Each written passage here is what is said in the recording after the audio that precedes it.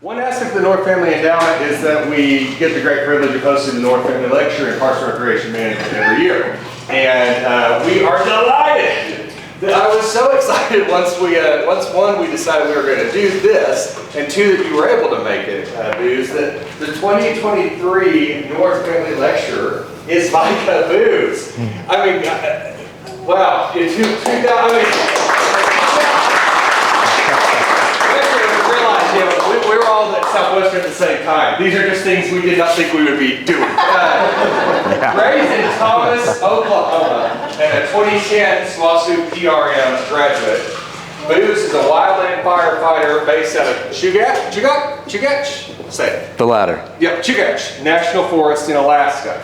From Alaska to Florida to Utah, Booze has battled burns from coast to coast. He is also the creator of Fire Wild and the ASS movement, which I'll let him explain. Fire Wild's focus is to showcase outdoors and wildfire cultures through multiple mediums with a different lens. Thousands follow Booze on social media.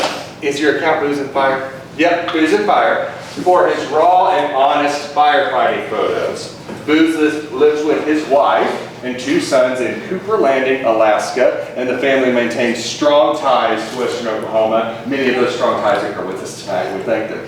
I am delighted, I am proud, I am amazed. I get to have the great honor to present the 2023 North Family Lecturer in Park and Recreation Management, Micah Booze! Great to have you. All right. I guess I can't put this off any longer. Yeah, he mentioned something kind of funny in my head, and you'll see it in the presentation, which is not PowerPoint for very long. But I flunked when I came here, and I find it quite entertaining that now I'm speaking here. Chad laughs because Chad found me at a very low point in my life. I think I'd been through 5 majors already, and Chad rescued me. Yeah, so it's a privilege to be here. My wife is not able to be here with the kiddos, so she's back home doing some hard work, and I just wanted to acknowledge that first and foremost. So yeah, we'll dive in. My name's Booze. First name's Micah, but 99% of the world does not call me Micah unless I'm in trouble. Gone by Booze for a long time, I suppose, and it is a part of not a character, but it's how people know me in my own little world, in my own niche, which is around, I don't know, 20,000 people in the fire world. I don't know that many, don't worry. So a little bit about me. Mr. King said I'm from Thomas, where I graduated high school in 2003, and came to school here not out of choice. It's a hard decision. I wanted to play some basketball, but you guys see that I'm vertically challenged and white, so I had a hard time. I got like a small-time scholarship to play basketball, but it's still way too expensive. And I was just rich enough to have food on the table and just poor enough to not be able to afford it or get a grant, I guess. So I came here, and as you heard me with Mr. Chad Kender, I struggled for, I don't know, I think it was like '06 or '07. That Kender found me broken. And I'd been through 4 or 5 majors by that point, really struggled with, and I wasn't even partying yet. I struggled with direction and trying to find a way, and I think I started out in business, and then I figured out that was hard. And then I did some computer something, I don't remember what it was, but day one, didn't go back. So there's a couple semesters, and then, I don't know, tried some other things. And it reminded me of a quote that I heard when I was a kid, is find out what in life you don't do well and don't do that thing. So I kept moving, and somehow, I don't know if the guy's here, I don't think he is. His name's Jason Barr. I was doing this internship for him for some other side project outside of academics, and he had to do this fire training in '05. I guess I should maybe see if I can get this going while we're talking. Excuse me. I don't know why it's not working. Pritchard. You already know you're computer challenged. I am. It doesn't matter yet. I can keep talking, don't worry, but Mitch, I think the projector was. wake it up. So yeah, 05, dialing it in, '05, I was in school here and I was not committed to Parks and Rec yet. I was still stumbling, and I was forced to go to some fire training against my free will. Okay, no worries. I'm way ahead of whatever's on there anyway. I hated it. I thought it was a joke. I just got out of some military training. I did Air Force, Air National Guard, so I went to boot camp for the Air Force. And then that would have been after my failing semester. I had a 1.08 GPA my first semester in college. Quite proud of that. Only because I'm quite proud that I graduated and a first generation college graduate in my family. So it was special, whatever. Let's just roll.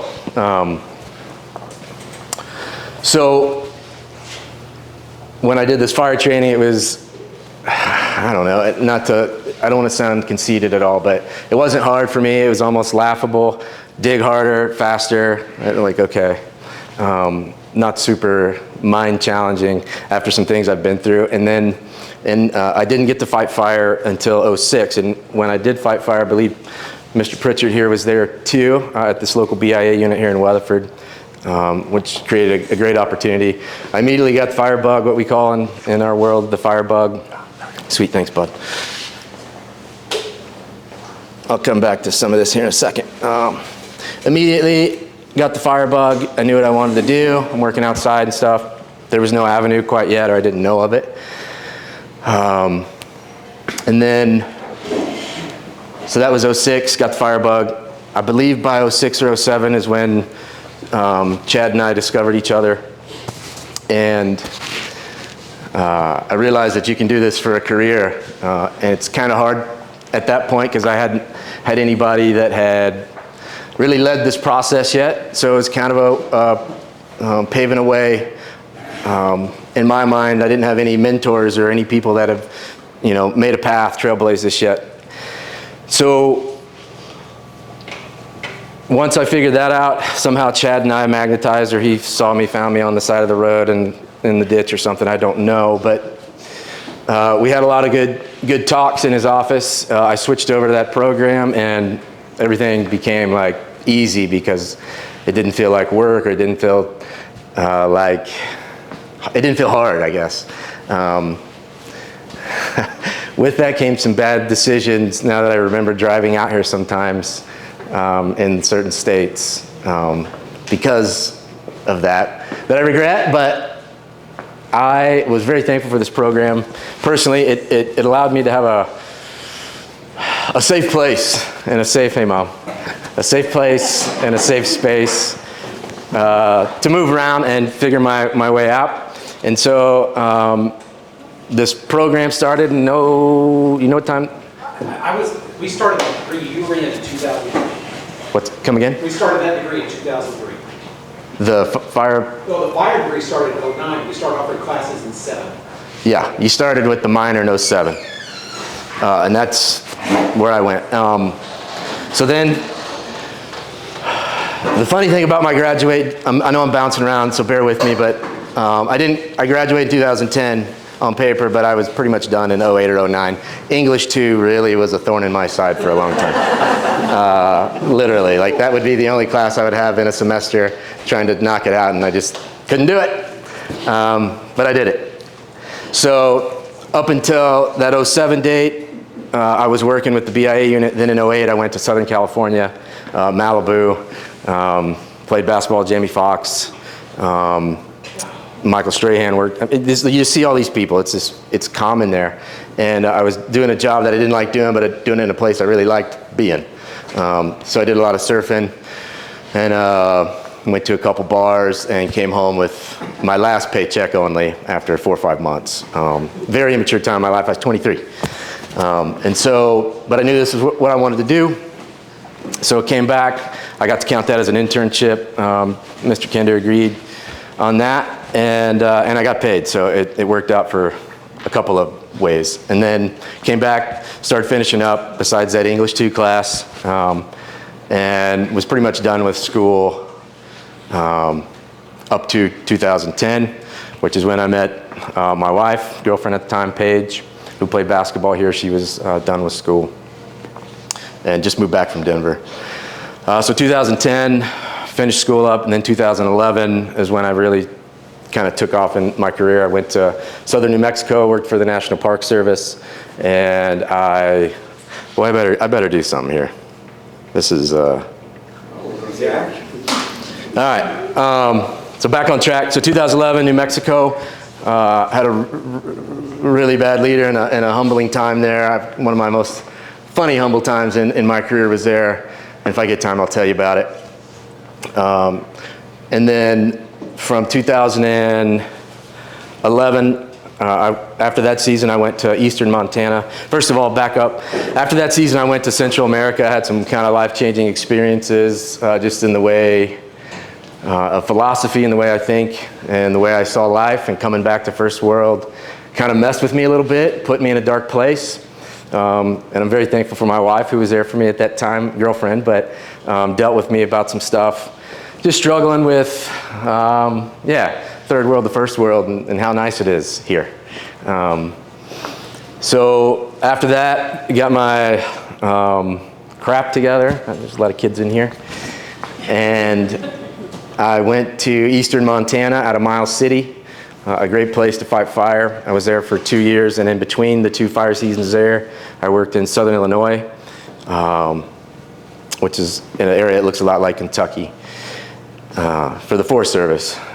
So I'm just trying to fast forward here so we can get to some cool meat and potatoes in a minute. After that season, so after 2013, my wife and I were pregnant, and we got married right before I went off to Eastern Montana. She was still here in Western Oklahoma teaching, and we got married with a kid on the way. And I went off to Montana with the intent of trying to find back in those days, we didn't have health care as a job when you were what was called a temporary seasonal. And I'll break some of this down in a little bit as far as wildland fire stuff goes. But so I had to try to find what's called a permanent job so I could get some health care so we could have an affordable baby. And so I had to apply to places. This is in the middle of the year. So if all the good jobs are normally taken up to this deadline, what's left is bad places. Not bad places, geez. Not ideal places to live or raise a family. So I moved to Northern Nevada, which is where I got my permanent. We had our child in 2013 here in Oklahoma, and stayed with the Adams for a little while, and then went back to Nevada with the family that next spring. And then spent 2 years there, and like I said, not a fun place to raise a family or even hang out. So Paige and I, we did some talking and decided it's time to start applying. So I was applying to Oregon and Alaska, and whatever fish bit the hook first is where I was going to take. And I remember I got the call for Alaska, and I said yes, and I told Paige, and she started tearing up a little bit. She was super excited, but now it's time to leave her family, and now we're going to really be out there kind of on our own. But she wanted to do it, and so we did it. So I've been there since 2015, and yeah, it's been a ride. I'll show you, that'll kind of segue. I'll go back into this quick little PowerPoint to cover that ground. So here's Alaska. Maybe. There we go. All right, so this is the great state.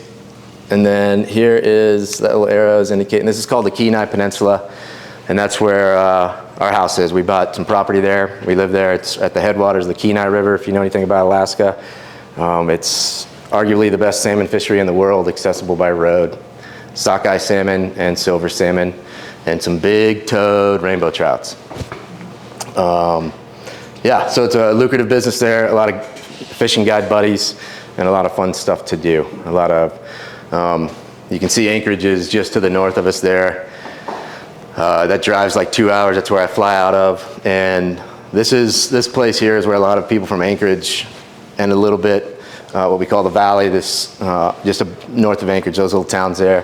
This is where a lot of people come to vacation, is in our forest and where we live. So we get, I think, I was telling Paul Hummel, we have like 200 to 250 people year round, in the winter too. And then in the summer, it can swell from 250,000 to 500,000 people coming through. So it gets rather busy. This is the forest I work for, and we're the second largest forest in the system, only to the first largest, which is in southeast Alaska. So the two largest forests in the National Forest System are both in Alaska. There's our beautiful home.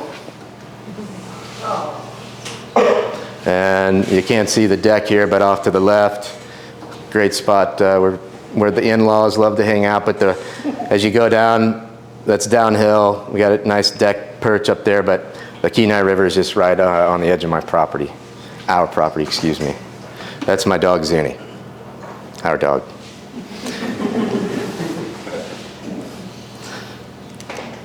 Okay, I think I covered most of this. Sweet. Backspace, I want to take a picture of that. No, Perry. I'll just email you. All right, here's a cool map. I think there were 3 states covered in the little bio. I think from Alaska to Utah to Florida, but the only state I haven't worked in west of Mississippi is Iowa. I'm okay with that. No offense if anybody's from Iowa.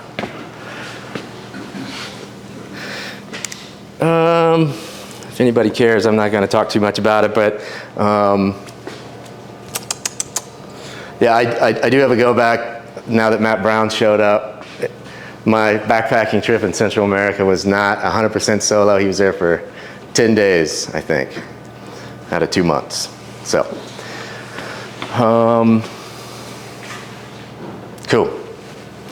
Who cares? So, I kind of want to define what I consider the human experience before we keep moving. And this kind of does it, but it's basically the way I think about each scenario, moment in your life, wherever you're at, whatever it is. It's like all your 5 senses are paying attention, good and bad. At this point in my life, in this grade in my head, I don't know how much bad there really is. I think everything is a learning moment. I think there are times when it sucks, and I've talked about that in a little bit, but I think if you don't have any bad moments in your life or bad experiences, what do you, I don't know what kind of life that is. It's if everything's given to you. I think you miss out when you don't suffer. I think you don't develop empathy, and I think empathy is, at least in my job, is a very important thing to have, peer-to-peer and public to government agent, but even down to the self. So this is something I try to live.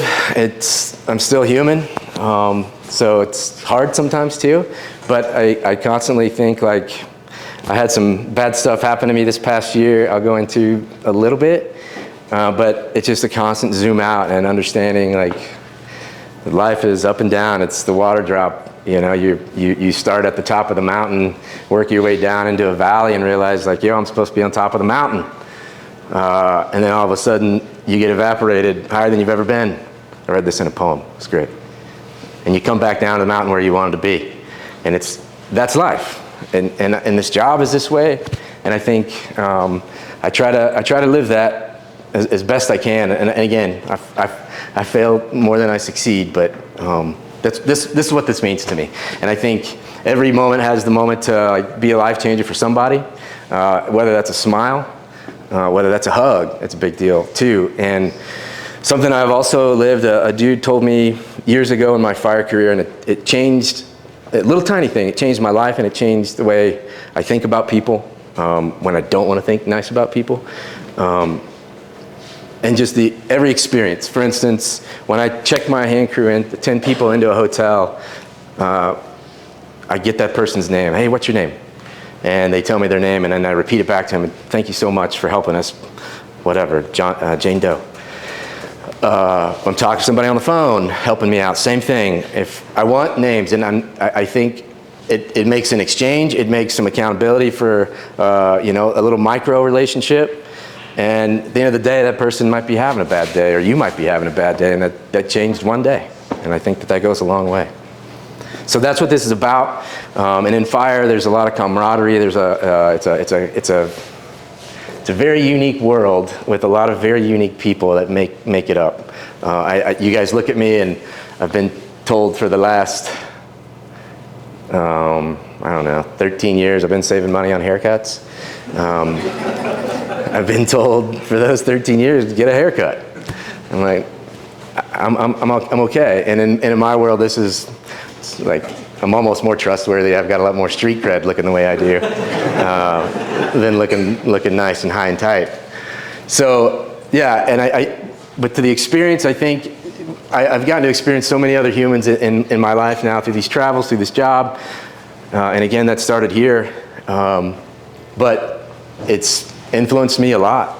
And if you're not open to that, I think I would be missing out. I would quit saying you. I would be missing out. All right. I think you should read this. I saw this on a wall in Chester, California at a helicopter base I was at for 21 days. And I think it's very accurate. I took a picture of it.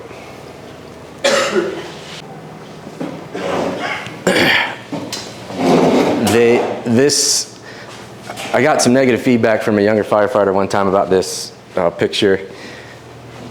And he said something kind of, in my world, it's a bunch of quiet professionals. Nobody would tell you. For instance, my name's pretty well known in the fire world, in this little micro niche. And I try not to act like it at all, the best I can. But this dude reaches out to me about this, and I think it's very accurate. He was kind of knocking on it, but it makes total sense to me. I mean, I don't know if like we're more intelligent than anybody, but we got a lot of grunts. But yeah, that speaks to me, and I think it gives you like an overview of what kind of people are in my world. I mean, we're out in the sticks for 21 to 30 days, making food for each other, building a fire, making coffee in the morning, picking each other's stuff up, yelling at each other, laughing with each other. This little slide here just talks about some of the things that I'll talk about in a bit, but a lot of mental health stuff we're learning about ourselves in our world. We're more likely to die by suicide than, getting burned up.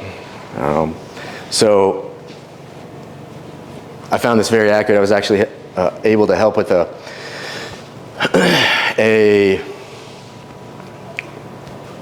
survey a couple years ago to help produce some of this information. And yeah, there's astonishing results. I mean, my wife Paige took the same survey. It had one for Wildland firefighter wives, and man, stress, everybody's stress, wife stress, the firefighter stress, it's always just jacked up all the time. And the difference is the families at home, the wives or dads, that have wives that are in fire, it's a lot different of a job. I mean, it's a lot of a load too. Like I can stand up here and talk about a cool job, and there's a lot of family members out there that don't get that love and glory and all that stuff, or they don't get to go out and get a picture next to 100-foot flames, So there's a lot of stuff that goes into this, and we're just learning how to understand some of it. But I think, part of where I'm at these days and being able to be up here and my audience on what I call stupid Instagram, because it's a place that doesn't really exist, but it's this world that I have a big influence in and a platform. So I try to speak protons out there and help change the molecule charge. And we're just now understanding some of this stuff. So I'll talk a little more about that. So that's the end of the slideshow for the crappy PowerPoint, if I can work this. All right. We'll go back to, all right, so I lead a module, what we call a module, it's 10 firefighters, a hand crew. And last year was my first year doing that. Prior to that, I was an assistant captain on an engine for 10 years. And then before that, scattered all over. But I think, speaking on that last concept of the mental health stuff, I had a lot of pressure. I want to be careful here too. I want to be raw and vulnerable with you guys, but I don't, I'm being honest and not out of pity, but I want you to understand, like, some of this stuff, it gets deep, and it's a lot of fun. It's an awesome job, but there's a lot of stress, and a lot of abuse in certain ways, whether that be alcohol or tobacco or behaviors, whatever. I don't mean physical abuse, but it's a fun job. I've been to a lot of cool places, flown over the Grand Canyon in a helicopter. I get to fly in helicopters a lot. This is the type of stuff I do, like on the Yukon River in the middle of nowhere. But it comes with some sacrifices, as I mentioned, for the family stuff. I'm gone a lot. And then it also comes with this mental health thing. And in my world, it's just a shove it down world. You don't talk about these things. You try to hide it, and then you come home and you don't talk about it there either. So it creates a pretty big dichotomy in a lot of people's lives, and we're out there doing something we love. It's hard work, 16 hours a day, sometimes 24 hours a day. I mean, in this kind of stuff and digging, and we get these sunsets, and that's awesome. It's like a nice positive pill to take at night when you do go to sleep and you're away from your family or even parents, but whatever's going on. And but it's just going from jacked up to trying to be jacked down. I'll tell you something. So after this past year, we went to, let's see, a quick rundown so you can know where the stress level is. I built a brand new crew last year out of nothing. Got to name it, got to come up with the art, got to come up with the organization, and do all the hiring all by myself. And it stressed me out, like no break. So you go from, this is all pre-season, and then you go to a big Alaska fire season, and we didn't get done till October? John Roberts also is on my crew here. Raise your hand, John, sorry. I did a little recruiting from my alma mater, and I was able to get John up on my crew. And so we had a long season, and it was long very quickly. We went to a fire in June. And the crew had only been together for 2 or 3 months at this point, and we hadn't had much suffer underneath our belts yet, so the cohesion was there, but there was a lot of friction and rubbing points that I could tell were going to cause some holes. And we go to a fire in June up near Fairbanks, and it was dead. We ended up cleaning up a bunch of other stuff that just didn't seem right. So I got us out of there after 3 days to go to this other fire.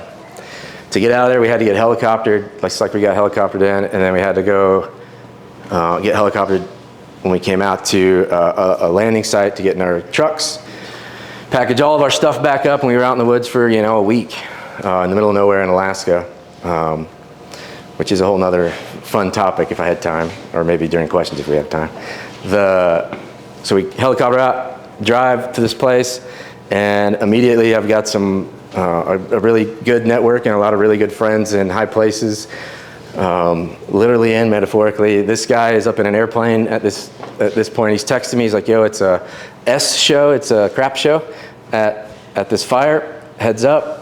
And we're on our way. And I got my crew. I was like, "Hey, man, thank you." There's a lot of that looking out for each other. It's like the military in those regards. And so when we get there, it sure as heck is a very unorganized and not seamless.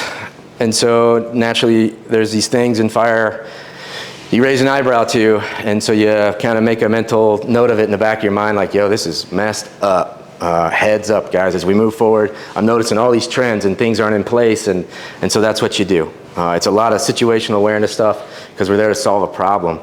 And so we get to this new fire, I check in, and I'll try to like make this quick as I can.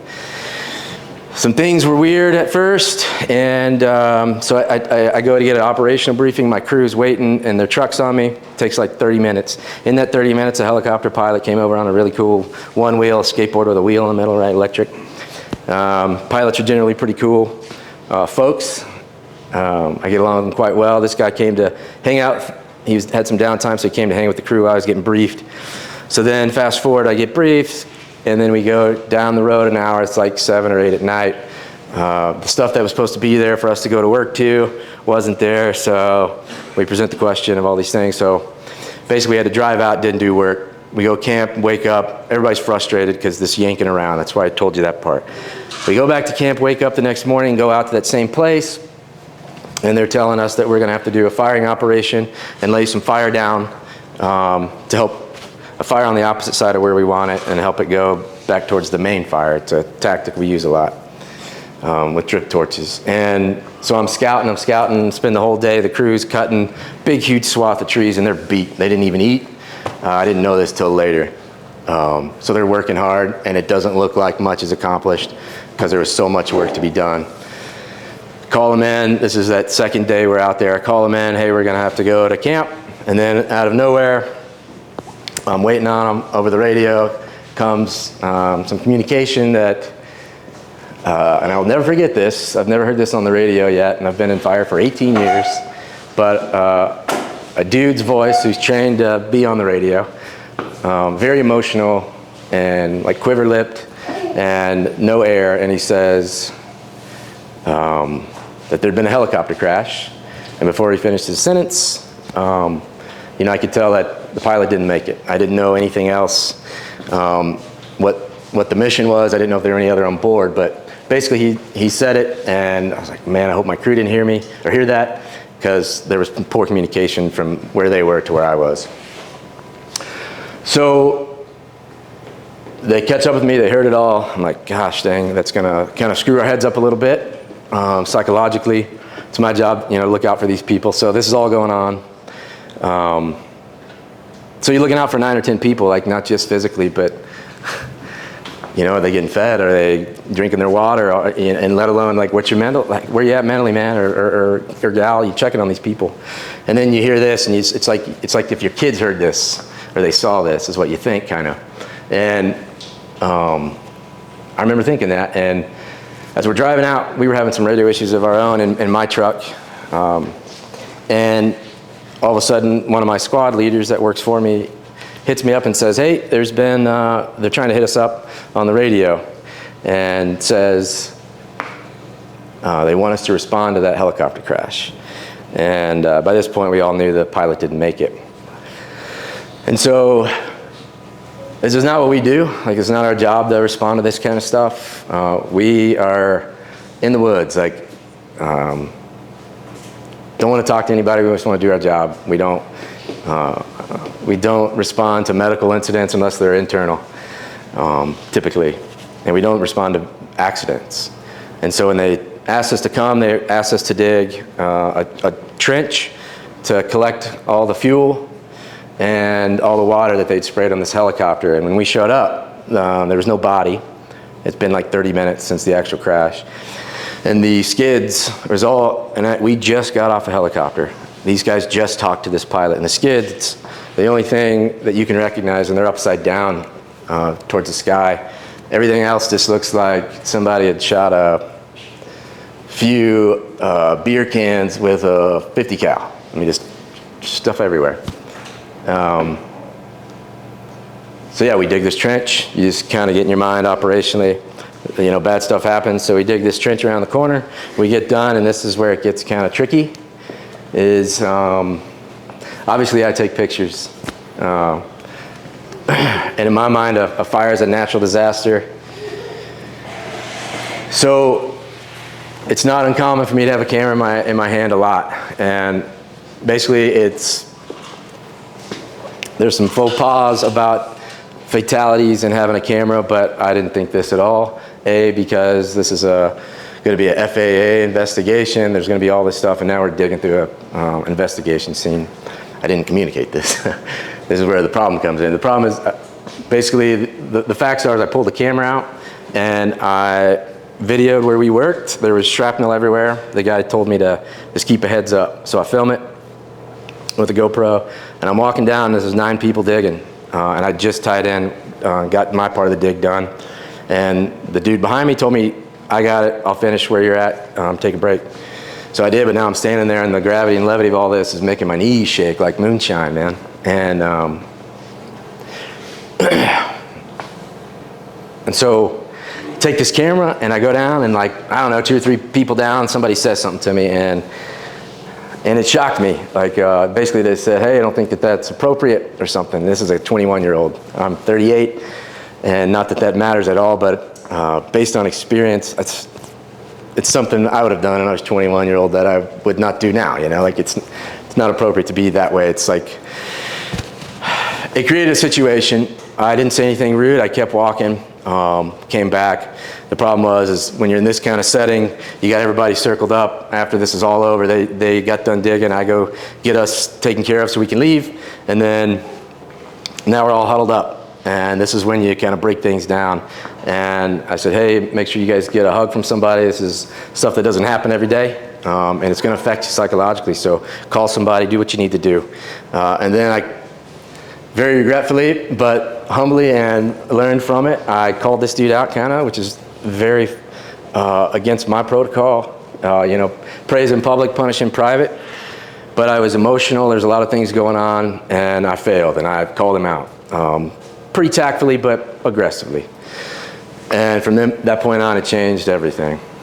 And so now it's like if you're sitting at the family dinner table, and all 10 of you are sitting there, and you say something that is going to make all 9 of them hate you forever. And that's what happened, kind of. So we go to this SISM. 2 days later, I'm on the phone, like talking to some supervisors about all this stuff happening. What do we need to do? Take care of the crew here. That's still like all I'm focused on, but I know they don't want me around at all. It was very difficult. And so we made the call to like leave that fire. I got us rapid demo, what we call rapid demo, just got us out of there quick. And we went and did this, went to Denali National Park where we had 1 or 2 people off that crew that we were hosting on the crew. So we went there and set up and did what we call a CISM, which is an acronym, CISM, Critical Incident Stress Management. Basically, it was that same dinner table with 2 facilitators and nobody else that was there, like nobody else who wasn't there gets to be there besides these 2 facilitators. And then it's basically you're supposed to talk some things out. It's like a therapy session in a way. It's used for traumatic incidents. So if you, for instance, those people that were there and watched the helicopter crash, they had to go through this same thing separately. During ours, it was very, very difficult. I had a handler. They separated me from the herd for those 2 days. And yeah, it was isolating. And it's like these people that are supposed to look up to you and supposed to depend on you with their lives and the decisions you make. And all because of something little bitty. You know, quick decision. And it wasn't the decision that got me in trouble, it was what I said afterwards. And so all I had to say is, if I had my wits about me at that moment, was, hey, there's going to be an FAA investigation. They're going to investigate this helicopter crash. But I didn't say that. So we get to the SISM, and I was the piñata, except they didn't get blindfolded. And I've never, it was like a roast, but nothing was funny. It was probably the worst experience of my life, honestly. And it changed me in a lot of ways. I was a very bitter person and very angry about a lot of things. And that's the crew. And they beat me up and spit me out pretty hard. And so I was very angry about it to them. I was angry about it in this job. And this was just last year, and I've been an alleged, this is where a lot of imposter syndrome comes from, if you guys know this term, but I was an alleged, in some people's eyes, beacon in the fire world in this little micro niche, right? Via Instagram, via like helping out with a lot of stuff, raising some money for the foundation. And so here I am like failing, and it tore me up. And so, yeah, it took a lot of learning and zooming out, but eventually after that year, this was just this last year, and this is not something I enjoy talking about, but I think it's healthy too, because I wouldn't have told this story had I not gone to some therapy about this stuff. And I think it's becoming more common in our industry for this stuff to happen. There's my beautiful wife. So I think it's helped me learn a lot about this human experience stuff I talk about. And I think it's okay, like it's helped me learn you don't have to be perfect, even though you are a lighthouse, or try to be. And I learned a lot from it in many, many ways. And I think it humbled me terribly. I wouldn't wish it on anybody, but yeah, it was an experience and a bad one. But I just don't think anything's bad. I think you learn from bad. I think they're all learning. And I'll tell you another story, and maybe what time? Probably move to questions after Yep. that. Okay. I'll tell you. This wrap it up with a kind of a cool story. Is my first year in Alaska in 2015, or as we call it in Alaska, 2015, was there a busy fire season, and I was on this fire. My first hand crew assignment, leading a crew up there in the bush, and I had a handler, a trainer at that point, and we go to this fire. It was in Manly Hot Springs, if anybody knows in Alaska, but basically it's way west of Fairbanks, the end of the road, like on the other side of the state towards the ocean. Beautiful little town, lots of hot springs. We're fighting this fire there. Bear comes into our camp. This is my first in the bush fire experience. A bear comes into the camp, black bear. And everybody's kind of like, we're trained with the bear stuff, but everybody's like, whoa, there's a bear in camp. Like, what do we need to do? They scare it off. Comes back. Well, I go talk to the trainer dude, and he comes back to me. I say, yo, man, there's a bear in camp. What? You know, this is my first like experience up here. What do I need to do? What do we need to do? He's like, he was working on dinner. We just got done working all day, and he's sitting by the fire. Doesn't look up at me. Doesn't do anything else. He's stirring his like cup of ramen noodles, and looks up at me or doesn't look up at me and says, man, you'll figure it out. And they're chasing a bear all around. The bear just keeps coming back every like 20, 30 minutes. So it was a problem. Eventually, we had to dispatch the bear. And then I got to help skin it, and then we donated the meat to a local. So yeah, it was a crazy experience, like immediately, full throttle right when I got to Alaska. I think now, questions? Yes. Okay, Yes. that's a lot of ground. Mr. North. How long can you do this? 38. It's a good question. What's the average retirement age? The number for the black and white books is 57. I have to retire at a primary fire, which primary means I can't go out on the line. I could still go out and fight fire even if I retired, but I can be full-time. And This is pretty physically demanding, so. it very much is. Yeah. Yeah, there's a lot of physical training. I work out all year long. A lot of running, a lot of hiking. And we're trained paid pack meals, so you're absolutely right. My knees, last year was the first year my knees ever hurt, and those are my money makers, so it made me nervous. Yeah, that's a whole nother reason for the ass movement, a whole nother reason for all this other network stuff, Firewild, and ultimately, I've been having the conversation already. I like planting seeds way out in front of me, but I've been having a conversation with somebody in the national office about doing photography on fires. So trying to work that avenue out. Yeah. But a lot of dudes don't make it to 57, Mr. North. Additional questions for our lecturer or comments or, well, I won't say stories, y'all can tell those later. Yeah. I got a question, Booze. Yeah. These kids here, 20, 21 years old, do what you do. What's your best advice for them? My best advice.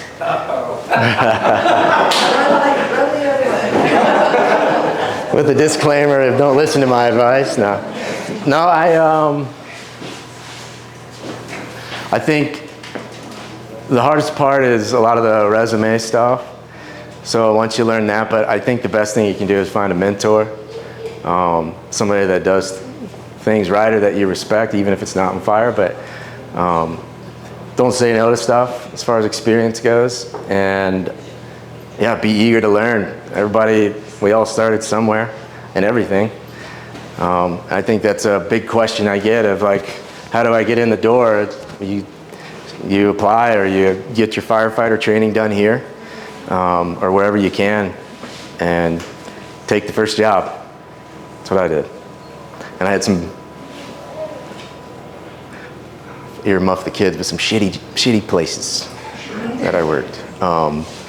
Yeah, I was isolated in the town when I was working in the Miles City district in eastern Montana. I was living in a town of 60 people. The post office, Leah, had half hours in the day, so like 9 to 12.